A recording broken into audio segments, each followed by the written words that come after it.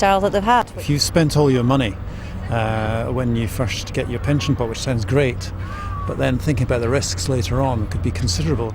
Could be dead in 5 years, so might as well get it, spend it.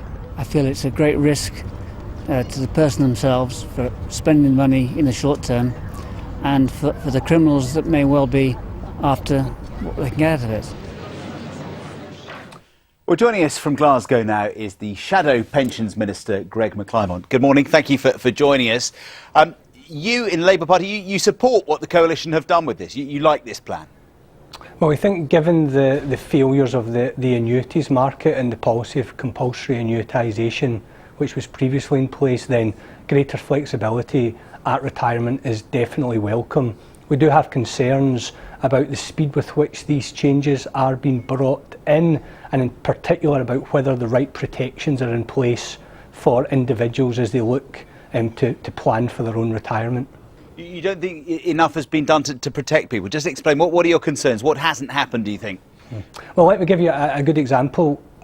Going forward, it's predicted that the income drawdown market, as it's called, is going to expand, which is where people keep their capital invested but try and draw an income from the investment returns. That market is going to grow after the reforms, but the government has done nothing to further regulate that market. So, for example, the government has put in place, under pressure from the Labour Party and others, a series of regulations as people build their pension pot up, both a charge cap and quality criteria, as they're called, to ensure people are getting value for money as they build their pension pot up. But actually now, in the new market that's going to emerge, there are no such protections at retirement. And because the government has gone ahead so quickly with these very big changes, it hasn't really looked at the other end of the equation. So we know from history that there have often been examples of financial mis-selling around pensions and other financial products. So we're very keen that individuals, as they come to make their own choices,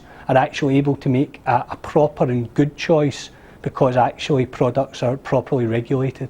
It sounds like you don't want to disapprove of these changes, because I suppose a lot of people will like them. They'll be popular with a lot of people, but it doesn't sound like you fully support them either. People might think that you don't really trust pensioners to run their own finances.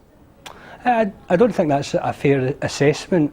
The situation is that the annuities market was not working for savers. The Labour Party spent a lot of time, myself in particular, criticising and critiquing the workings of the annuities market. So the greater flexibilities are necessary.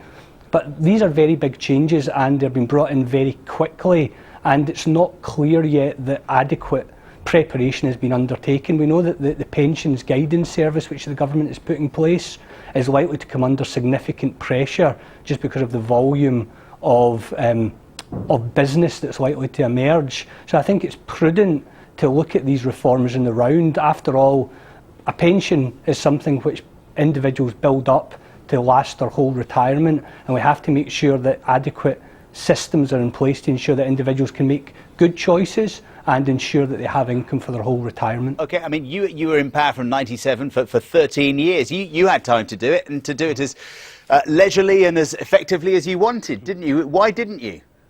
Well, we took significant reforms in the pension space. I'll give you the most obvious example. The new workplace pension systems, which the coalition government has continued with, was put in place by the last government to deal with the issue of building up a pension pot, because of course one has to have a pension pot to turn into an income. So that was a very big reform. Also significant reforms to the state pension. So I would reject the allegation that Labour didn't do anything in pensions. But this is definitely a big change, and it's happening very rapidly. And we have to always remember that no individual can predict their own longevity, which is why annuities emerged in the first place. But the annuities market wasn't working effectively for savers. So it's right to have greater flexibility, but also right that the opposition points to areas where the government haven't necessarily taken the action necessary to put protections in place. And we're not alone in saying this, of course. There's a chorus of opinion concerned about the rapidity with which the reforms have been introduced, the dangers of scammers and fraudsters prizing money out of hard-earned money out of individuals' hands. Okay. So I think it's right to take a balanced approach. OK, Gregg McClymont, thanks for joining us from Glasgow this morning. Thanks. Thank you.